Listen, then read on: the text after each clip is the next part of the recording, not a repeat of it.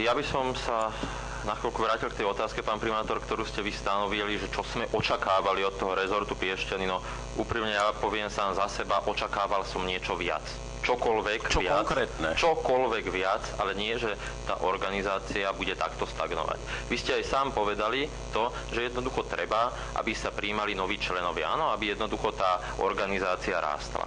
Avšak, viete, keď tá organizácia vstúpila, by som povedal možno na trh, takým spôsobom, že verejnosť, poviem to tak, verejnosť to vníma veľmi negatívne, tak už to vytvorilo aj to negatívne svetlo o tejto organizácii. A to sa snažia, si myslím, aj moji kolegovia poslanci trochu kritizovať. A to je to, že jednoducho ten vstup organizácie a fungovania organizácie bol príliš pomalý.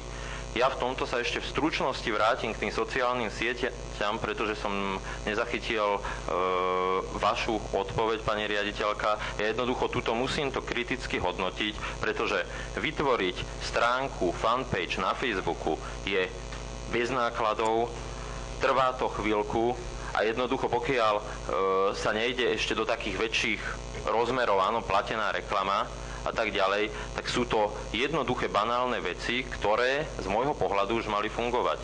Jednoducho, keď sa spýtate hoci koho, kto trochu rozumie marketingu, ale vlastne hoci kto chodí na internet, tak každý vie, akú silu dnes majú sociálne siete. A jednoducho sociálne siete sa využívajú ako najsilnejší marketingový nástroj na propagáciu väčšiny produktov, služieb alebo takýchto organizácií. Čiže toto vnímam veľmi negatívne a toto kritizujem. Jednoducho ten pomalý nástup a to, že takéto banálne veci, ako je v dnešnej dobe stránka na Facebooku, tak toto nie je schopné, aby fungovalo. Ďakujem. Pani